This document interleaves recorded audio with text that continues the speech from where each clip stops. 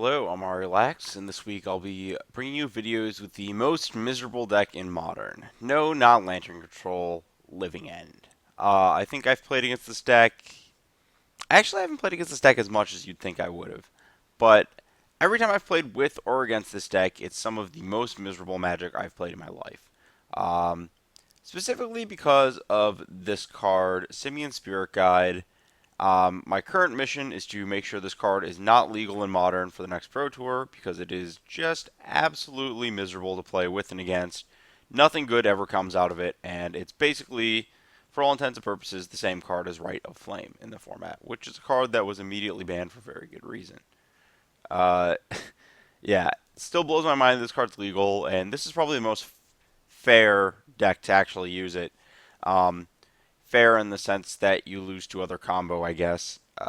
But you just turn two people sometimes with, you know, 9 power or whatever after killing all their stuff, or just kill their land on 2 and kill their land on 3 and put 6 power into play. And it's really just not fun Magic. And it's just there's a lot of matchups you play with this deck where you know your opponent can't do anything, and it's really funny and really bad. And then there's the games where you draw 2 living ends and your opponent's playing remand and you die. But let's not talk about those. So really, the living end deck is just a bunch of creatures with cycling. You eventually find one of your cascade spells. Your cascade spell hits living end. You cast it. All your cyclers come back. Easy game. Um, I split the creatures up between efficient cyclers and more utility creatures. So we have bigger creatures with reach in the utility side. Jungle Weaver and Pale Recluse. There is a limit to how much you can play of that effect. Magnus Lanto, whose list I'm borrowing from Worlds, opted to play more of the one that draws cards and the one that hits lands. Makes sense because the sideboard here does not feature Sin Collector because it's less relevant to play against Storm and Ad Nauseum than it was at the time that Sin Collector was popular in this deck. Let's see what else. A Fairy Macabre to take out opposing creatures that may fit the graveyard, like things that were sacrificed to Arcbound Ravager. Beast Within and Fulminary Mage is your land destruction because that is the other plan. Your deck is super fun and rasps people a bunch and also plays land destruction. Everything that everyone in the casual room loves to play against. Combo decks that kill all the creatures and land destruction. If you could only have counterspells too. Um, Mana base is pretty straightforward. Not a ton of basics.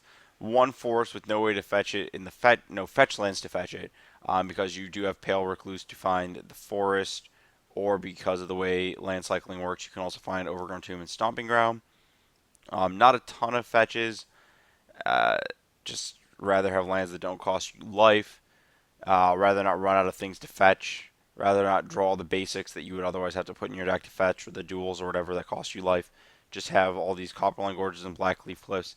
It does make your Plan B miserable beatdown games a little worse because you're more likely to have your fifth land come into play tap. But if you're mostly comboing anyways, great. This list is very aggressive, so with the Simian Spirit Guides as part of it, but also the 4 Architects of Will is the other half of it. This means you have way more early cyclers than a lot of lists. A lot of lists have more, like Valley Renettes or more Pale Recluse or Jungle Weavers or other utility creatures, and less of this nonsense. Like main deck Shriekmaw might be a thing. This is just put as many creatures into the graveyard as quick as possible, put them into play, kill them one shot, which I can appreciate because I've lost way too many games. And by that I mean I've tried to play Living End multiple times and immediately quit after my opponent, a Living End for 3 things at a reasonable time and then just get like terminate path out of the game. And it's like, what am I trying to accomplish with this deck? Um, so I do like this ability to kill as much in one hit as possible. I also like no Dryad Arbor because drawing Dryad Arbor is bad, and that's a lot more cards in your deck that are just bad to draw. That is a problem, again, playing the card Living End that does absolutely nothing if you draw it. Technically, you can suspend 3 it. I don't think I've ever seen that matter. Actually, ever. Like, in the entire history of this format and extended.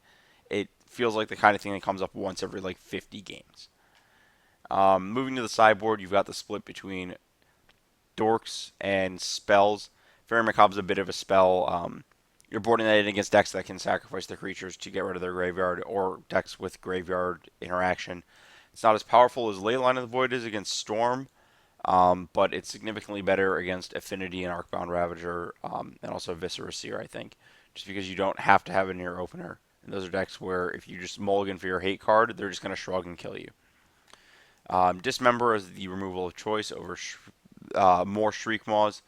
There's a bit of a split here because Dismember kills Deceiver Exarch. Ricochet Trap is the way you beat counters. They play a remand. You Ricochet Trap it back. So to blow this card up, in case those of you haven't seen this, um, it basically costs. Or if they play a counter spell, it's going to cost you a single mana to play, and it changes the target of that counter spell to the Ricochet Trap. Ricochet Trap resolves. The counter goes to resolve. Its target's illegal. The counter spell is countered on resolution. Um, Basically, kind of your red blast that you don't cascade into. There's no Stony Silence or similar card in this deck. There's no Plan B cascade. It's just Living End or Bust. If Living End isn't good against them, then oh well. Brindlebore against Burn. Uh, Other options like Leyline of Sanctity, or what is the other option? I'm blanking on it. Gnaw to the Bone. Um, but the idea is that Gnaw to the Bone can be negated by lining it up with Skullcrack. It's a lot harder to always have a Skullcrack up for the Brindlebore. And then Ingot Chewer. There's just like random artifacts, like affinity cards, but also Chalice of the Void, either Sworn Canonist that you want to chewer away. Just like random decks that it's good against. I'm not sure how many is necessary right now. I don't know if there's a ton of artifacts floating around that you need to bust open with this card, but we'll see. I look forward to my opponents having zero fun and destroying all of their permanents. If there's a deck to end the game with no permanents under your opponent's control, it's this, because people usually scoop before Karn gets to that point.